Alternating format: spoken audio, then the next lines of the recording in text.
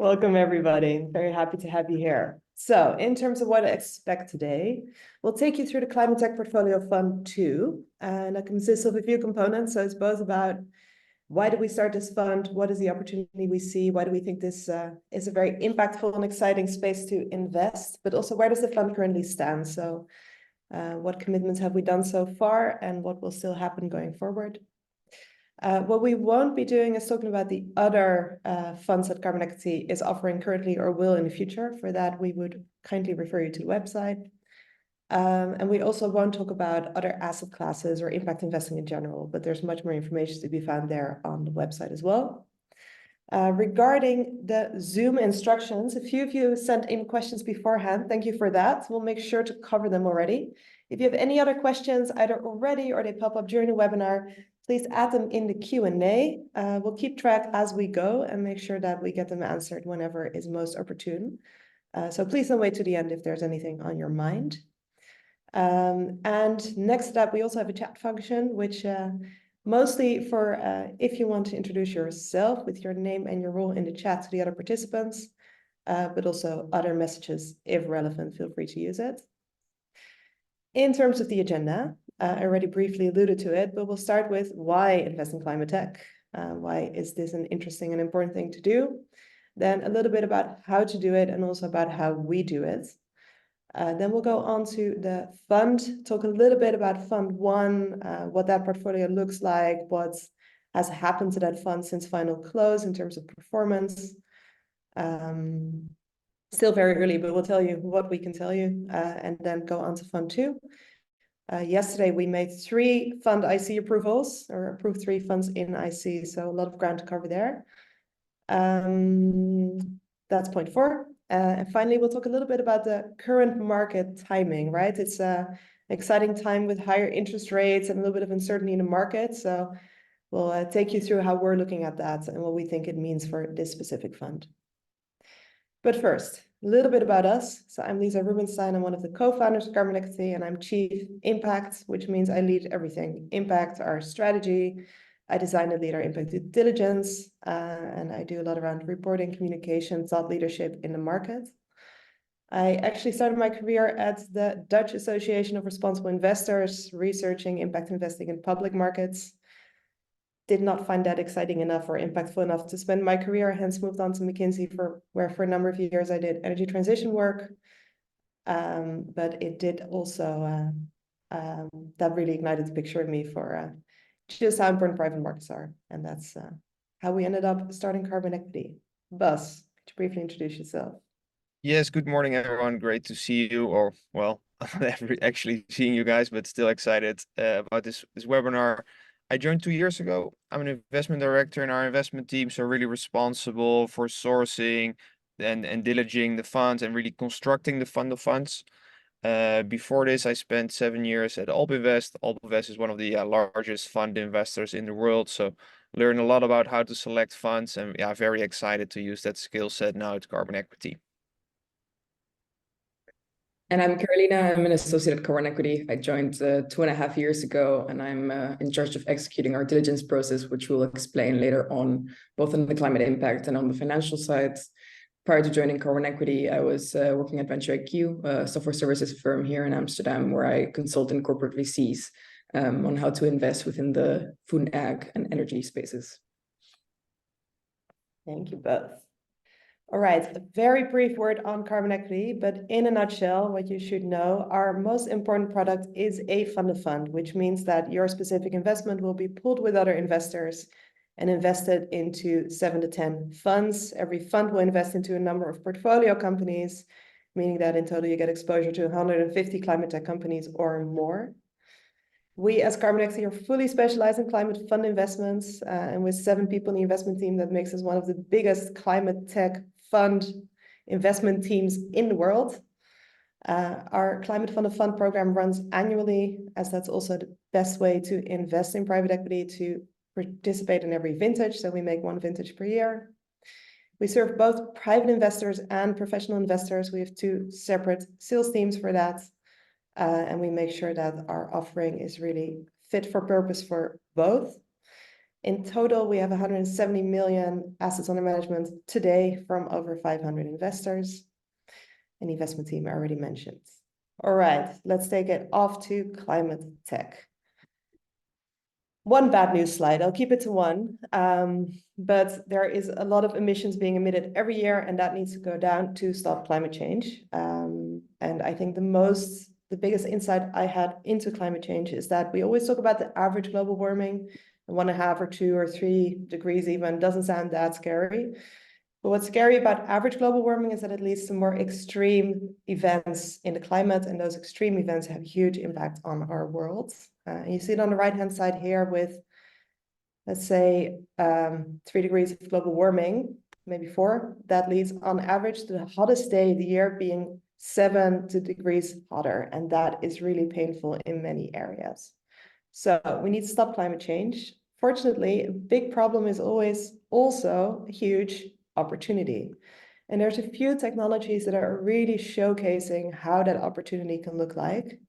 This is a chart from the IPCC report, the latest report, where they show on top just how quickly adoption is going for certain climate technologies, and on the bottom, just how quickly costs are declining. And those two reinforce each other.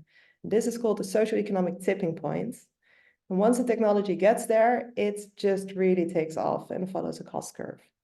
Now, what we think is the most impactful thing to do is to bring more technologies into this exponential path. And what do they need for that? A lot of early stage innovation and funding for that.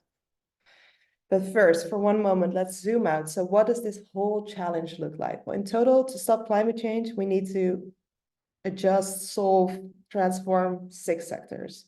So we're talking about energy production of electricity, but also fuels. We're talking about mobility, how we move around, both on roads and in the air and on seas. We're talking about industry, how we make steel and concrete are the biggest buckets, but also chemicals like plastics, many other things.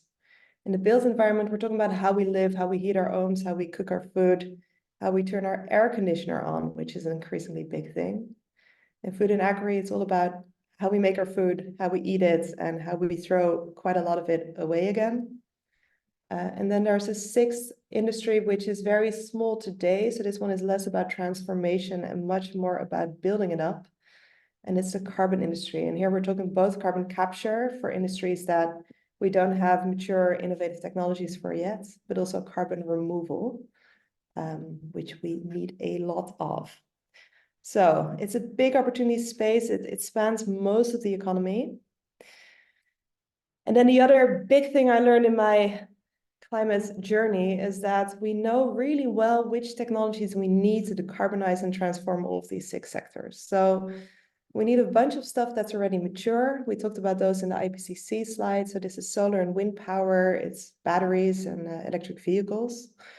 That will get us to 28% of all the technologies that we need. Next to that, there's another 32% of technologies that are in early adoption phase, meaning they're on the market, there's multiple options, but they're not quite as cheap or not quite as convenient. And they still have a way to go to really get to maturity.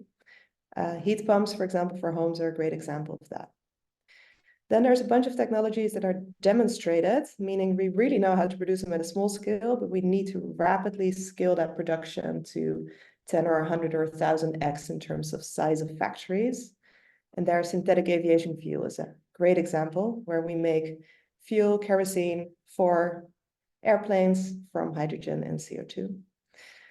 And finally, there's a small set of technologies, 14%, that are in research and design phase. That means that they're really proven in labs, in universities, but we need to figure out how to produce them on a bigger scale. So kind of really great news. I think we know what we need, right? It's a pretty clear picture. And then to add to that, there's a lot of positive momentum in the market for these technologies. So first of all, governments are really ramping up their support for climate tech. So we see that 91% of all global GDP is currently under a national net zero target. And that's just a target, but that fortunately translates into policies as well, where we have, well, the biggest announcement of the last 2 years, the US announcing the IRA, the Inflation Reduction Act, It's a policy that officially has reserved 369 billion, but there's no maximum to it. And certain experts think it will go to 1 trillion of subsidies for climate technologies, meaning that they get to cost parity with other tech much more quickly, and demand has been rapidly increasing since. And China, Japan, and the EU are all responding, in part because the US added some national incentives to that. So some of those subsidies you only get if they're produced in the USA, meaning that the EU, China, and Japan are now doing the same. And as I like to say, the competition for the climate tech industries is on. Next to governments, we also have corporates that are really increasingly committed to climate technology. We see it in that half of the European corporates now have a 1.5 climate transition plan. That's just not just an idea of like, oh, we want to get to net zero, but that's really a detailed plan of how to stay with below 1.5 degrees, including what kind of technologies and products they'll launch by when. And that's translating into a lot of capital for climate tech and exit opportunities for climate tech companies. We actually see that the majority of exits from climate tech so far has been to corporates. Consumers also played a role in pushing all of this forward, where increasingly consumers are willing to spend a little bit more for anything green. Not a lot, but about 10%, and still is one more way of helping climate technologies get to market sooner and scale faster. And finally, the financial sector is playing its part with a lot of capital committed to net zero. You can ask how impactful is that, but fortunately now also a lot of big institutional investors are increasingly committing to funding climate solutions, with some really exciting announcements coming out of COP as well, including a 30 billion climate tech growth fund for project finance. But still, these are numbers that like they're just going up and up.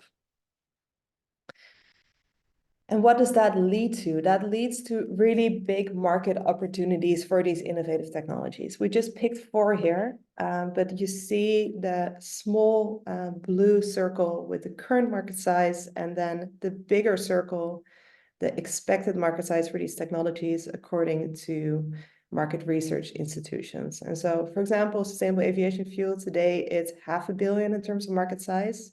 That expected to grow to 15 billion in the next 10 years. Green hydrogen is at 44.5 billion today, will go to 135 billion. So we're talking 30x here. But also bigger markets still have a lot of room to grow. So meat replacements, alternative proteins are still expected to grow 8x. And renewable energy, already a massive market today, still is likely to double. So there's a lot of potential growth in the market, but the question is how to invest into this. And Bas will take you through how we're looking at this market opportunity in terms of how to invest. Thanks, Lisa. So as Lisa explained, it's a pretty exciting market. So you want to get some exposure to this, but how to do this? Well, the honest answer is actually quite hard. If we go to the next slide, you'll see, so starting in investing in private markets is already hard in itself. And investing within the private markets in climate tech is even harder.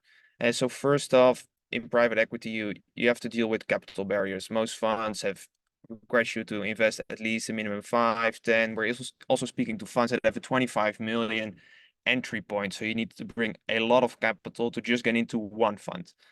And there's a large variation in performance between the funds. Fund selection is really critical, especially more in the venture capital market, growth equity market, which is more of a winner takes it all market than buyout. So having access to the right managers and be able to select the right managers is really crucial if you also want to achieve strong performance. And the universe is growing a lot. And so the climate tech space used to be more of a niche market, but today we're already actively tracking more than 400 climate funds. And every quarter we see a lot of new funds and a lot of high quality new funds entering the space. So you really need a big dedicated team to make sure you see the whole market in Europe as well as in the US. And then it's also a problem to get in. If we go back one slide, it's also hard to get in. So network requirements are super important as well. So in Europe, to be honest, it's not that hard to get into most funds. There are a handful that you'll probably struggle to get in yourself. But in the US, there are a lot of funds where you really need to build a network, and they need to really to allow you in. A lot of these funds are oversubscribed. We actually needed to work for a few of them also for more than a year to get the intro, to get access to the funds. It's really, yeah, some of these West Coast funds are just really sought after. And we offered a pooled solution to invest in these funds to make sure with a lower entry ticket, you can get a real diversified portfolio of the best climate funds. And diversification is really key in this market. If you, in every investment strategy, it's key, by the way. So if you invest in private markets, if you would select one private equity fund, you have a 24% chance of losing capital if you just blindly select one fund. And losing capital doesn't mean you lose all your capital, but you get back your less back than you originally invested. So you can lose 1% or 20 or 30. But if you pool multiple funds together, the chances that you will lose some capital really shrink. So if you invest in 7 funds or even 9, you're talking about a 1% chance that you will get less money back than you originally invested. So diversification is your friend in investing in private markets, and especially within climate tech, which is a bit more of a younger and emerging market in itself. Go to the next slide. So we are tracking the full climate tech landscape.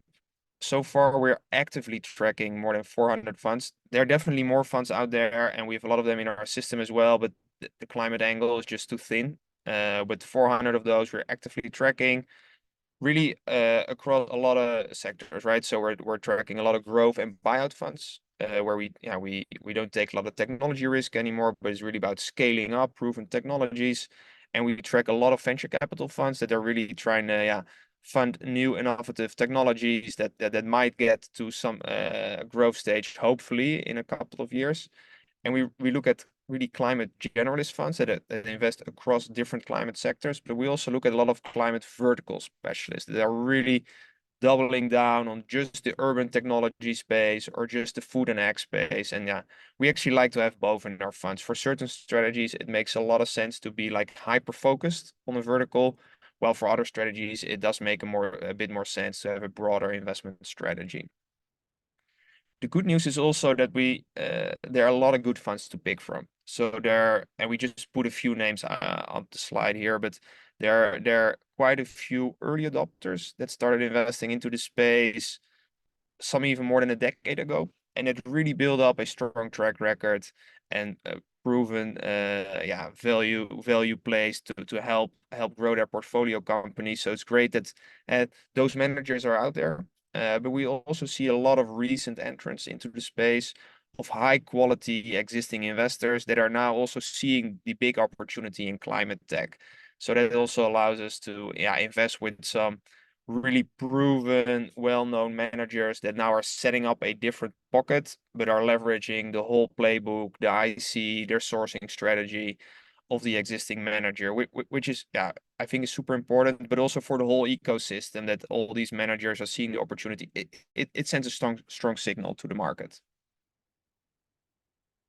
I'm just handing it over now to Carolina. I'll walk you through how we actually start with this whole market and end up with a portfolio. Yeah, so of the 400 plus funds we're tracking, about 300 and a bit of them have been actually open for fundraising, so that we've been able to assess. If we're interested and we think a fund is exciting enough to start doing some of our diligence, we'll start with what we call a quick scan, which is a very high level analysis of all the different aspects we like to look at in a fund. So the investment team, the organizational setup, of course, the investment strategy, the financial track record, and the fund's impact approach. If we have enough conviction and we see enough traction in the funds, following that analysis, we'll move into our full diligence process, which begins with our climate impact due diligence, which I'll explain in the coming slides. We start with that because we really need to get conviction that the fund is intentional enough in its climate impact approach. If that is passed, then we'll move on to the rest of the due diligence, which is then more focused on achieving financial returns. And we do a few analyses, checks on also ESG and SFDR processes. After that, then we will summarize all of that into a proposal, which we present to our investment committee. So yeah, starting with our full diligence process on the climate impact side, there's two pieces to that analysis. So one is our impact scorecard, and we developed this scorecard really to check a fund's pre-investment processes, because when we invest in a new fund, it tends to be a blind pool, meaning we don't know all of the investments that will end up there. So we have to have enough conviction that the fund has the right processes in place to select investments. So that is what we score with this scorecard you see on the slides, which runs from the fund's investment mandates to its organizational setup. A lot of focus is on the investment selection piece. So going from how the fund sources deals, so how they find deals, how they quantify impact, and how they integrate all of this in their decision-making processes. We like to see a high quality and well-integrated approach there. And besides looking at processes, we've also developed an approach to look at what we call the impact track records. So this is essentially to differentiate between selecting new deals and what deals the fund has selected in the past, so mostly in their prior funds. So we look at all of the technologies the fund has invested in before, and for each one, we assess whether we think they would have a substantial contribution to the net zero transition. And we've also developed our own framework for this. So it mostly consists of a 3-step process that you see on the slides. In the first step, we check whether this technology is part of the taxonomy of one of the leading climate science research organizations, as we deem them. So some of the taxonomies we're looking at there are the EU taxonomy from the European Commission, the IEA's taxonomy, the IPCC, and Project Drawdown. So this is essentially to get a view on whether leading institutions believe that this is one of the technologies we need to reach net zero. If that is a go, then we move on to looking at the unit impact. So it doesn't only have to be a net zero technology, but it should offer a meaningful or material unit impact compared to the technology we use today, which is mostly fossil fuel based. And that whether that is meaningful or not will depend on the sector, of course, on what other green alternatives are available per sector. And finally, if it has a strong unit impact, we also assess whether the technology could create what we call lock-in risks. We understand that as the risk that by investing in a technology, you could eventually delay or prevent a full transition to net zero, meaning that let's say the unit impact is not enough to get us all the way there, and therefore could mean that the companies that adopt technologies at some point don't want to adopt a full net zero technology because they've already invested in a suboptimal technology, to say it that way.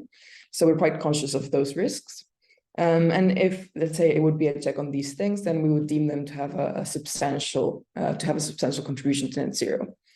The vast majority of the underlying companies in our portfolio have this substantial contribution, 92%. Some of them we label as having some impact, but not substantial, and then a few would have no decarbonization impact. And just to run you through a few examples of how this looks in practice.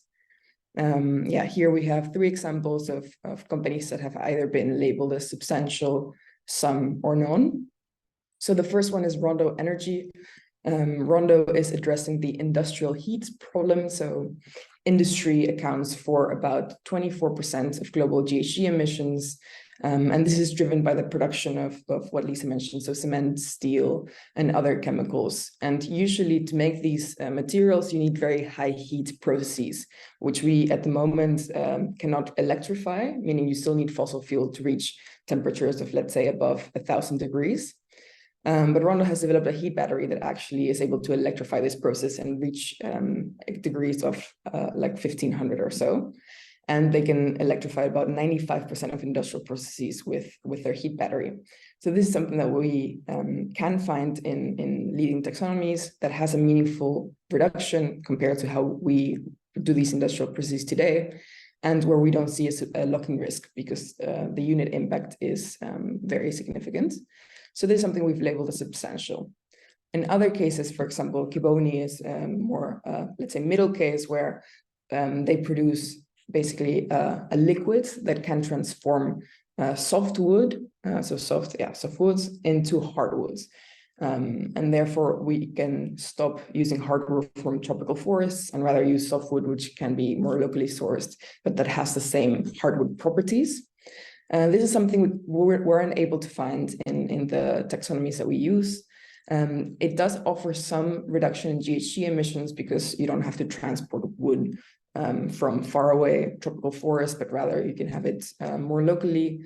So it offers some reduction in GHG emissions, but the types of applications they're addressing, which is mostly decking and cladding, is not such a big GHG emissions problem. So we don't deem it super material in that sector. But there are no lock-in risks. So because there is some contribution, yeah, we label it as some. And then there will be a few companies in our portfolio, like Healy, which is here, that have other types of impact that are not decarbonization impact. So Healy focuses on nutrition, for example. And those, of course, we would label as none, but are about 2% of our portfolio. Thank you, Carolina. Maybe just to quickly add, so this is really the way that we look at specific investments that a fund has done. And so during due diligence, what we'll do is we'll take, if it's already fund 2 or beyond, we'll take the fund 1 portfolio and take every single one of those companies through this process to assess whether that fund has made 50 or 70 or 90% of their past investments into substantial decarbonization companies. And then that weighs into how excited we get about a fund, how good we think it is of a fit for our portfolio. So we do that next to the climate taxonomy or the climate impact scorecard. To get to our climate view, we also do our full general due diligence. And there, Carolina, maybe you want to take us through. Yeah, exactly. So once a fund, if a fund passes our stringent impact approach, then we move on to the full commercial or financial diligence, where we're looking at the team. So whether the investment team has relevant complementary experience and they have proven to have a strong track record in the investment strategy we're looking at. Then we also look at the organizational setup. So more on the governance side, how aligned we are with fund managers and whether they have strong investment processes.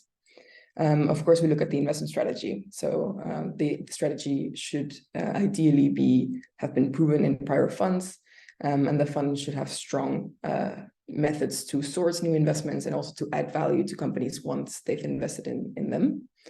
And of course, we look at the fund terms as well. So the economic terms of the fund that we're investing in, they should have reasonable fees, as well as provide some alignment in let's say the performance fee, for example, the carried interest structure of the fund.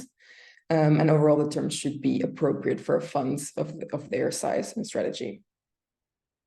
So once we've assessed all of these topics, as well as the impacts, we will finalize this into an investment proposal, which we present to our investment committee. And Bas will take you through our strategy for climate tech portfolio funds.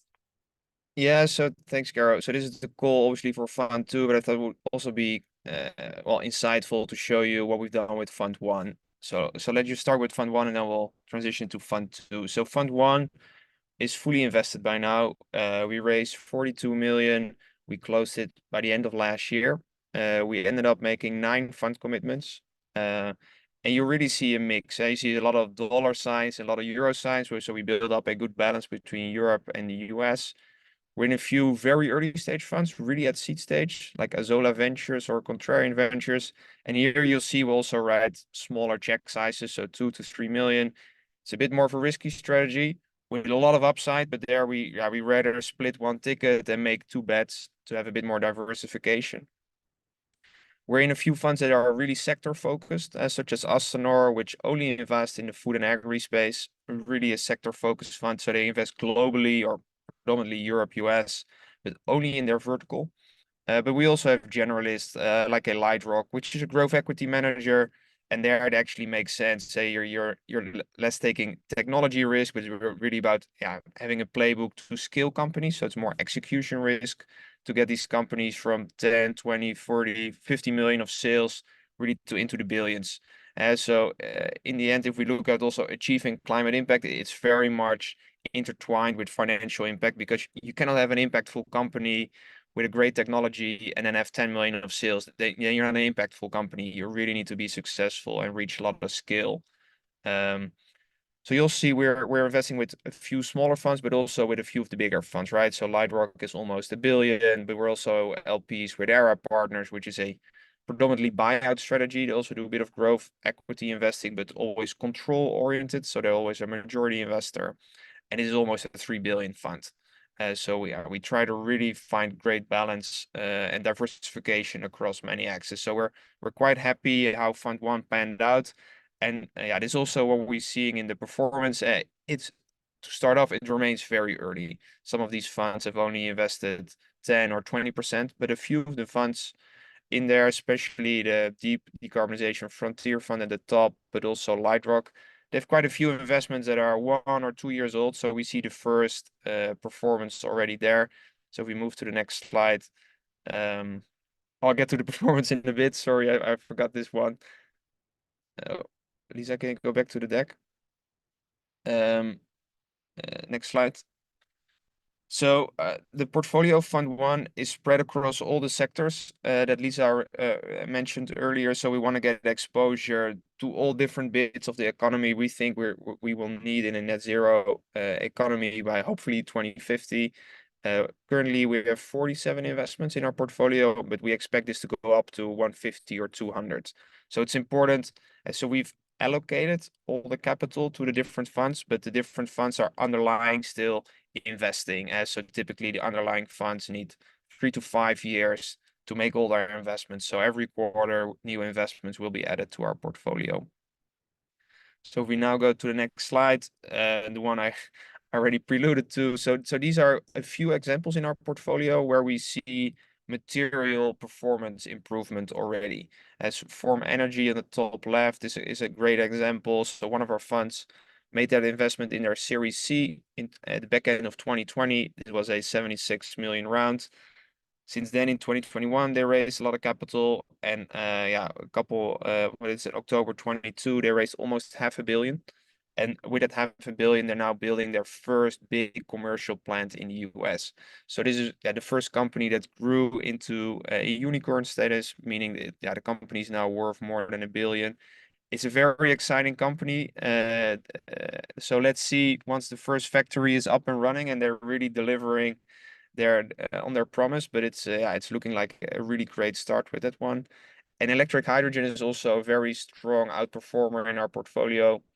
So one of the funds we're in invested in electric hydrogen. They produce hydrogen electrolyzers, by the way.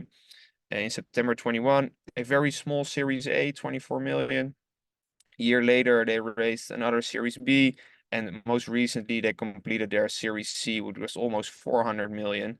Yeah, with a very strong cap table of high reputable investors. And also here, they're now building their first really big facility. They have I think they already have 3 billion in demand from customers. Once their first facility is up and running, that they can immediately start delivering. So it's very early. On average, our fund is roughly 20-25% invested. But the good thing is the companies that are older than a year are really showing strong traction. And we have quite a few cases where there, at least on paper, a lot of value has been created already. So now let's talk about Fund 2. So Fund 2 will look roughly the same as Fund 1, as at least what we're trying to build, but underlying there will be new funds and new portfolio companies. The big difference is that the fund will be bigger. So our target is 75 million. I think we're officially there today-ish. We're at 74, 75 million. And then we'll do a final close in, I think, 4 to 6 weeks. So we're almost done with our fundraising period. Let's see where we end, probably somewhere between 80 and 100 million. Underlying, we're targeting 7 to 10 funds across all stages and all sectors. We're targeting a 2 to 2.5 times net return on the fund. And we do that by selecting really the best climate funds we see out there in the market. So typically roughly 5% of the funds we see make it through our whole process. And again, here we're trying to build a portfolio of 150 plus portfolio companies. So the construction, how it looks on paper is like this. So this is quite similar to what the slide we showed of Fund 1. So we do a small percentage of the fund really early stage. So this can be PhD students out of MIT that had something that worked in the lab and they're going to try it out now on a pilot scale. The bulk of what we do is early stage venture capital or early growth. So there is a product that actually works. and there are clients that are interested, but the client wants 30,000 units a month. So now you need to build your first big commercial scale plant. If we talk about hardware, we also do a lot of software investments there. Obviously, the dynamics are different. There are companies at Series A stage already have meaningful revenue. At Series B especially, it's typical that software companies have a lot of revenue already. 1/3 of the fund we do in growth equity and buyout, really late stage growth equity or buyouts. So here we don't run any technology risk anymore. It's really about execution risk. How do we get these companies as fast as possible from in the tens of millions of revenue or even in the hundreds of millions of revenue to, let's say, $1 billion plus of revenue. The only difference between fund 1 and 2 is co-investments. So in fund 1, we didn't do any co-investments. In fund 2, we do expect to do a few. So here we'll follow a few of the winners in our portfolios with a direct investment, but only at later stage. So think of it as one of our funds has done the Series A, the Series B, and there's now a Series C, and there's a bit of room for us to also step in. So that our portfolio manager knows the company quite well. It's one of the winners in their portfolio, and then we gain a bit of extra exposure through a co-investment. On geography and sector, similar to Fund 1, we're really trying to build a diversified portfolio across all relevant sectors. Handing it over to Caro. Yeah, so I'll walk you through the investments we've made so far in our Climate Tech Portfolio Fund 2. So the first investment we made was into Ad1 Ventures, their Fund 2 as well. So this is an early stage venture capital firm based in San Francisco and the West Coast of the US, also with an office in Europe. They're focused on early stage technologies, so seed, Series A, across the climate sector landscape. The firm was founded and is led by Tom Chi as the managing partner. So he brings quite a unique experience in prototyping and scaling breakthrough technologies. He was one of the founding members of Google X, which was in charge of exactly that in Google X, for example, developing the Google Glass or self-driving cars. So quite a technology background. And together with his partners, Laurie and Helen, who have more corporate VC backgrounds, they started investing the Fund 1 in 2020. Which has been performing quite well so far, so marked above 2x gross money multiple. And next to that, they have a lot of exciting decarbonization investments in their Fund 1 that got us excited, and they had already made quite a few investments in their Fund 2, which we could assess at the time of investment. And one of them I'll walk you through in a bit more detail. So it's called Evolve, and Evolve is involved in the extraction, so direct lithium extraction. You might know that lithium is one of the materials we need, for example, to make lithium-ion batteries, which go on electric vehicles, which we really need to scale up. And the way lithium is extracted today is mostly from brine water or salt lakes. So usually you absorb that water and then dry it up. But this is a process that is very energy, water, and chemical intensive. And you can really only do it for locations which have already a high concentration of lithium, so that you're able to extract most of it by this absorption and drying process. That tends to be in South America and China. And what Evolve has done is they've created a filter basically that has a lithium selective membrane. So they can pass that water through the filter and it just passes through the lithium. So it's a much more high purity process, the lithium that is extracted from there, and it's more efficient in terms of energy, water, and chemical usage. So we can use the resources we have, the lithium resources we have more efficiently, as well as open up new potential sources of lithium, such as in the US, UK, that might have a bit lower concentration than the places we currently extract from. And they're building their first plant now in the UK. Moving on to the next one, yeah. So our second investment was Extantia Capital, also their Fund 2. This is a European fund based in Berlin, also focused on early stage hardware technologies from C to Series B. This is a fund that's really science-based and climate impact first, so focusing on the hard-to-abate sectors of the energy transition and taking a strategy that we think is quite unique within Europe. There's a few funds that dare to do the hard-to-abate sectors here, so we're quite excited about their strategy.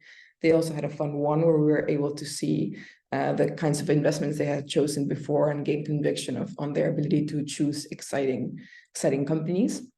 So likewise, I'll walk you through one of their investments that is part of our Climate Tech Portfolio Fund 2. That is Riverion. So Riverion is, you should think of them as a mix between a micro power plant and a battery. So what they've done is they've developed a reversible fuel cell technology that can do basically two things. So you put these container-sized modules that you saw on site, and then you can take, for example, on site, like on farms mostly. So Lisa, if you go to the next slide, these farms can produce biogas, and then what Riverion's fuel cell can do is turn biogas into electricity with double the efficiency that current processes are able to do this, and capture the carbon so that we don't emit it in the air, of course.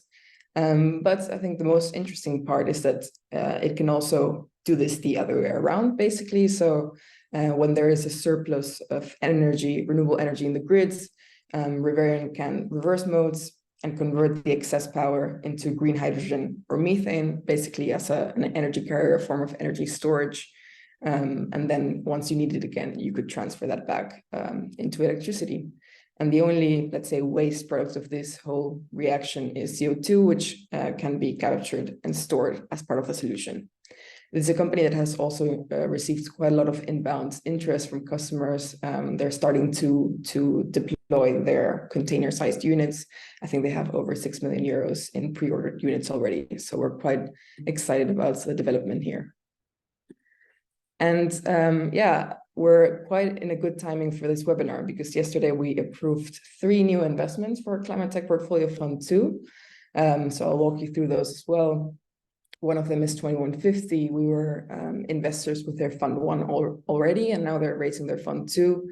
The unique, let's say, thing they bring to our portfolio fund is their sole focus on the urban environment. So really on building materials, construction processes, and urban, let's say, city management as well.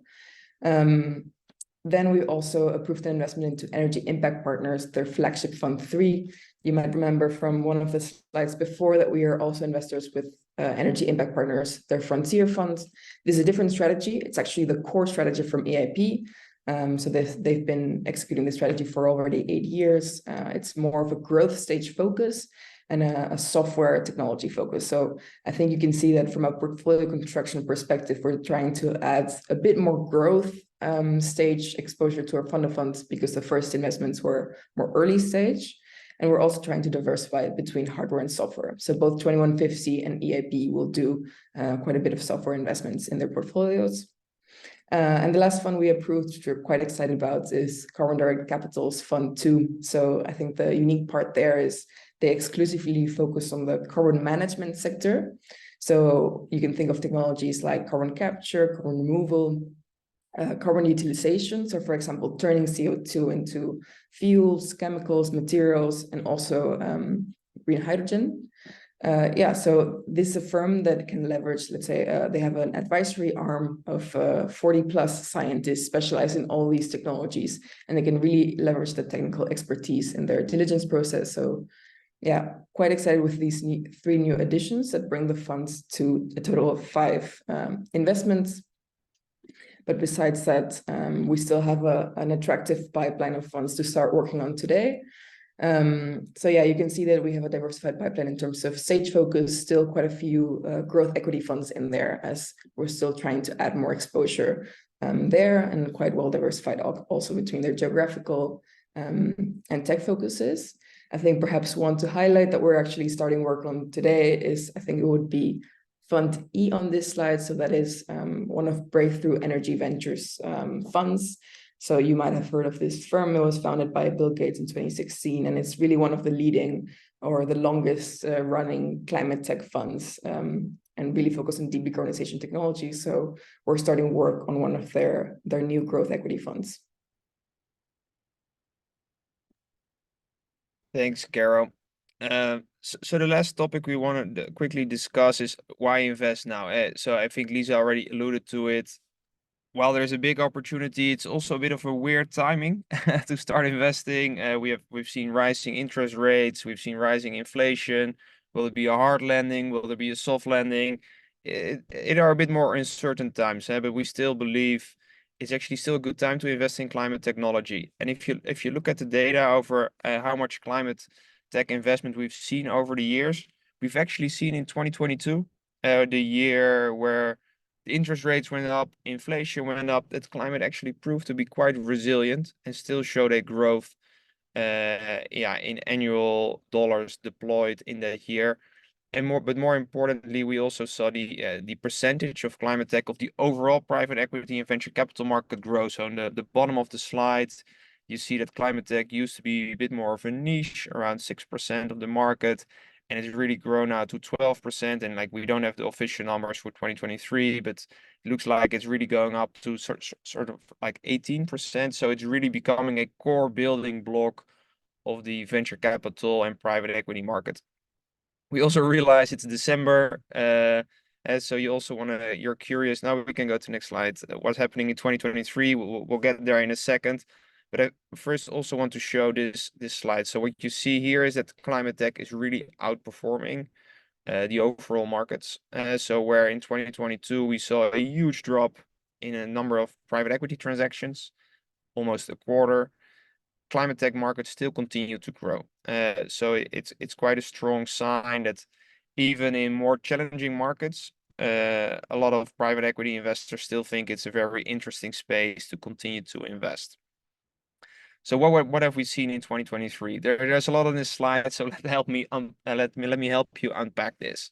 So in 2021 and 2022, the markets were very busy. We saw a lot of climate transactions and really record quarters in number of transactions. But then also in 2023, especially Q1 and Q2, also in the climate market, we saw a drop, which, to be honest, it was also healthy. There was a lot of interest in the market, but valuations across the market went down. So that we also saw that a bit in the climate market, which again, from an investment perspective, is actually quite interesting. If you look at Q3, we have seen the market pick up again, especially the dark green, the growth equity market that has really was really quiet in Q1 and Q2, but we're now seeing the first big growth equity rounds again. And more importantly, the dark gray box, which is called Other, this is predominantly debt financing and subsidies from predominantly governments, is really picking up again. And this is really important because in the end, debt financing or grants are way cheaper forms of capital. It's non-dilutive, and having access to those type of sources of funding is very important for our portfolio. So here you see the effect of the Inflation Reduction Act, the EU Green Deal, but also a lot of debt providers that are stepping into the climate market as they see a big opportunity there. So we don't have Q4 yet, obviously, but in aggregate, we do expect that 2023 will show a slight drop in number of dollars deployed, but still quite a strong trend towards the rest of the market.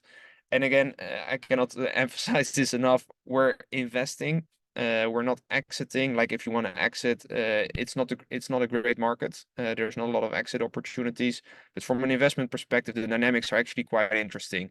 Valuations have come down a bit. There is less capital chasing the same deals, so there's more room if you actually have a good fund with a size. If you can write a sizable check that you can lead around and can set the terms. So I think it's a way healthier market, and from a return perspective, probably a way more interesting market than a couple of years ago. So on the capital markets, we don't have perfect foresight, right? So we're not going to predict anything here. But I think the good thing is that we're seeing some positive signs from time to time. So we've seen the first IPOs again. Instacart and Arm went public again. So the IPO markets are not open yet, but at least some companies are listing again. And we've also seen the first mega deals again in climate tech. So we put H2 Green Steel, which is a Swedish green steel manufacturer, which is really a landmark deal in Europe. They raised 1.5 billion a couple months ago from a very good list of backers, amongst others, Altor, GIC, and a few other very big reputable investors. So the market is really recovering, and again, from an investment perspective, it seems like it's an interesting time. If we go to the next slide, here we just showed a few examples of our portfolio and the government support or the regulatory push that we've seen. So Form Energy is the company I mentioned earlier. They make a medium duration energy storage facility, so they can store energy up to 100 hours at 10% of the cost of a lithium-ion battery. They received 300 million in asset-based financing from the state of West Virginia. The states in the US were really fighting with each other to get Form Energy open their first facility, and they had to throw out a lot of perks to them to win the mandate from Form Energy. And on top of that, they also got a 70 million grant from the US Department of Energy. So yeah, obviously these are very attractive forms of financing, which are non-dilutive. In the end, very strong case for the company. Electric hydrogen, so they produce electrolyzers for hydrogen. They're benefiting a lot from hydrogen tax credits in the US. So for every kilo of hydrogen, green hydrogen they produce, they get up to $3 of a tax credit, which really improves their business case.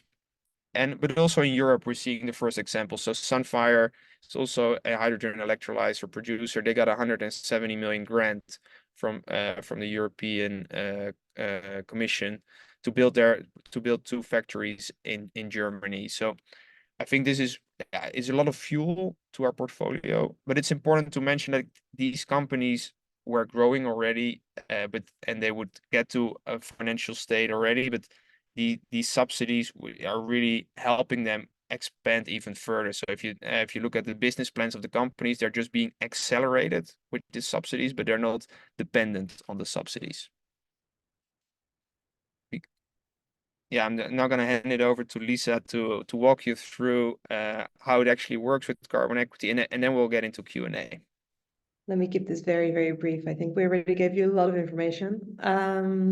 One final note on investing with us. So it is about the investment you make, which is a one-time decision for a 12-year relationship, but then it's very much about what the relationship will look like. And for us, we're focused on, we're building our app where we intend to keep you up to date on every single one of those investments. So you can read up about the funds that we commit to and the investments they make. And then we track those companies over time and show you the progress and the steps that we're making.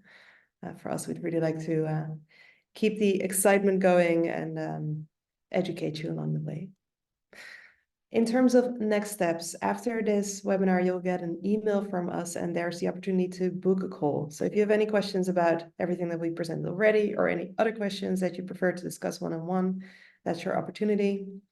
Next to that, you can log into the dashboard via the website where you can find more information about the funds and even request your allocation yourself online.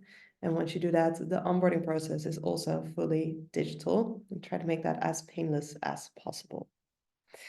All right, on to questions. We got 2 in the chat, and the first I'll send to you, Bas, which is we have a 12-year fund life. We say we do 2 to 2.5% or 2 to 2.5x net return. Does that imply a 6 to 8% annual return? Or could you walk us through that? Well, I totally get your logic, but this is not the case, fortunately. But we get this question a lot. So how it works with private equity, if you invest a certain amount of capital with us, we don't draw all that capital on day one. And so we send you a first capital call of 25%. A year later, we send another capital call for 15%. So over a period of 5 years, you put all the capital up with us. And then as of year 6, 7, we start sending capital back once the first exits emerge in our portfolio. So the way to calculate the annual return, you really need to look at the cash flow. So you don't look at your full investment on day one, but the capital you put with us on in year 1 is 25%. And there the clock starts to tick on that investment. In year 2, you put more capital. And as of year 6, 7, we're starting to send capital back. So an easy way to look at it is capital you invest in year 1, you probably get back in year 6 or 7. So you make it 2x over a 6 to 7 year period. So that translates into more like 10 to 15% annual return. And in year 2, you put in more capital with us, you probably get that back in year 7 or 8. There's an easier way to look at the annual return, and this is how we calculate the annual. It's called IRR. I hope that explains your question. There is now another question in the chat that the first capital call is always 100K. That's indeed true. So if you invest 100K with us, you do need to put up all your capital on day one. But obviously a lot of people invest larger checks with us, and there the capital calls will be more the 25%, 15%. But even if you invest 100K with us on day one, you still are going to get capital back as of year 6, 7. So if you calculate the IRR with a 2 to 2.5 times net money multiple, you get to like more than 10%. If you're doing larger checks as of 400K, so you're with 25% first capital call, you're at 100K, then you get to more like a 15% net return. I hope that answers your question. We also got a very interesting question from Alex around how do we manage, maybe I can say very broadly, the ESG broader impacts of the portfolio companies, and to what degree are we involved in monitoring those? So it's a very good question. We have a very big portfolio, right? It's 150 companies per fund. But what we do is we're very focused on making sure that the funds we invest in have the right processes to assess these risks upfront and then monitor them during the investment of their companies. So we monitor and manage the fund manager. The fund manager monitors and manages the companies. So specifically on Umiami, I wouldn't be able to answer your question, but I can tell you that Astanor, their investor, has very extensive ESG processes in place. I am comfortable saying they are part of global best practice, which is also further supported by European legislation. So the SFDR, Sustainable Finance Disclosure Regulation, requires, next to making sure that you make investments with positive impact, also very extensively monitor and manage do not significant harm on other environmental and social dimensions. I will say that if we assess anything, if we see anything in the portfolio that gets us a little bit worried, or anything in the news, which we do monitor, in those cases, we do reach out to the fund to ask for clarification and engage directly when can be. Let's take one last question before we wrap up, Bas. So when are there new opportunities to invest? Are there differences in the minimal amount needed to invest depending on funds? So as mentioned before, so this fund we will close in roughly 4 to 6 weeks. Then, well, quickly thereafter, a couple months thereafter, we will launch Fund 3, which will follow a similar strategy and will similarly have 100K minimum. We will launch a new fund probably in the second half of next year, or maybe around the summer, which will have a lower minimum. It will be a 25K product, but there, the timing and the exact composition of the fund is a bit more uncertain at this stage. But we're working hard to get that fund live, so we can tell you more about that fund, well, probably in a couple months. But Fund 3 is the next one for this series, but they will be pretty similar to the current funds in terms of strategy and minimum ticket amounts. All right, we're almost at the dot, so let's wrap up. Thank you so much for joining. As said, you'll receive an email after this webinar with the different options regarding next steps. And also don't hesitate to reach out to any of us if there's anything directly you'd like to follow up on. Have a great day. Thanks, everyone.